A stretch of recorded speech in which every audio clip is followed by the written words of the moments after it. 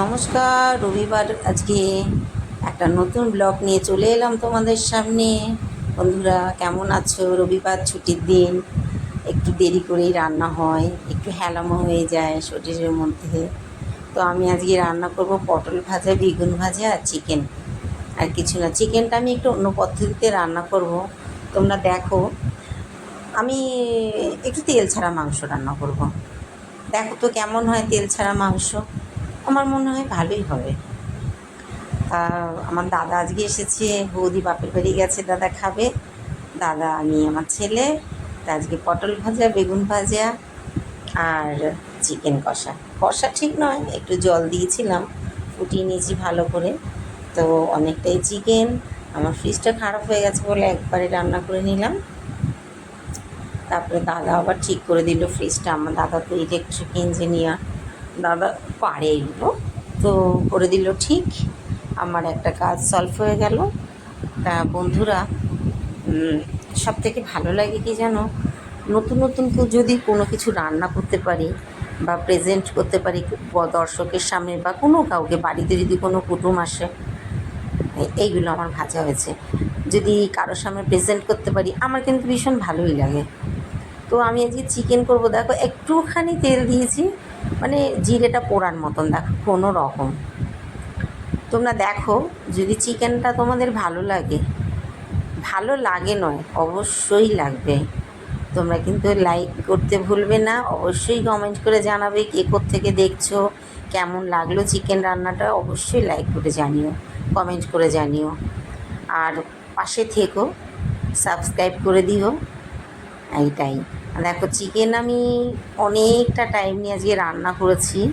দেখো আমি অনেকটা তোমাদের দেখাতে পেরেছি। আজকে আবার কি করেছি দেখো, আমি আজকে কী সর্বনাশ করেছি দেখো। গাছটা ভেঙেই ফেললাম, ক্যাপসিকাম তুলতে গিয়ে, গাছের ক্যাপসিকাম আমি আজকে চিকেনে দেবো। তো ওর দানাগুলো বের করে নিলাম, যে গাছের গাছ পাকা জিনিস তো, কিছু চারা যদি বসাই আমার মনে হয় গাছ হবে। ওই জন্য আমি চিকেনটার মধ্যে আমি আজকে ক্যাপসিকাম দেওয়ার দানাগুলো বের করে রেখে দিলাম প্লেটে করে। এবার 2-1 দিন পরে আমি ওটাকে আবার বসিয়ে দেবো দানা, চারা, যদি চারা হয় তোমাদের দেখাবো আমি। দেখো আমি কিন্তু চিকেনে একটু জল দিইনি, শুধু নুন দিয়ে একটু ভাজি, তারপরে আমি পেঁয়াজটা দিলাম। এবার আদা রসুন বাটাটা দেবো। আমি নিজেই বেটে নিয়েছি আজকে শিলে, মিক্সিতে আমি আজকে বাটিনি। তো দেখো, অনেকটা টাইম লেগেছে মাংসটা রান্না করতে, যেহেতু তেল নেই। চিকেনে যেটুকু চর্বি ছিল সেটা দিয়েই রান্না, তবে আমার মনে হয় বেশ ভালো হয়েছে। আমি রান্না করেছি, যদি একটু বেলা হয়ে গেছে, আমি এখনও খাইনি। তা আমার দাদা খেলো, খেয়ে বললো না ভালোই হয়েছে, তেল ছাড়া বোঝাই যাচ্ছে না। তুই যে মাংসতে তেল দিস নি আমি বুঝতেই পারিনি। তা আমি শিলনোড়াটাও স্ল্যাবের উপরে তুলে নিয়েছি। আদা রসুন বেটে, আমি রসুনটা একটু কম বেটেছি, আদাও কম বেটেছি, অল্প অল্প বেটে আমি মানে একটু গোটা গোটা হালকা হালকা রেখেছি। রেখে আমি দিলাম। আদাটা মোটামুটি একটু পেস্ট করেছি, রসুন কিন্তু আমি গোটা গোটাই মোটামুটি রেখেছি। তা আদা রসুন আর দেবো আমি লঙ্কার গুঁড়ো, জিরের গুঁড়ো, এটা দিয়ে আমার মাংস দেবো। টমেটো, গাছের ক্যাপসিকাম, যেটা নাকি হয়েছে সব দর্শক বন্ধুদের আমি দেখিয়েছিলাম, বেশ ভালো লাগে গাছের জিনিস দেখে। আমি এবার এইটা দিয়ে যদি আমি নতুন করে চারা গাছ তৈরি করতে পারি, তাহলে আমি ক্যাপসিকাম অনেক গাছ বসাতে পারবো। আমি ভালো লাগবে, ভাবছি ছাদে যাব বন্ধুদের তোমাদের নিয়ে। আমি তো ছাদে যাই না, উঠতে ইচ্ছা করে না, সেই 3 তলার ওপরে হাঁটু ব্যথা করে।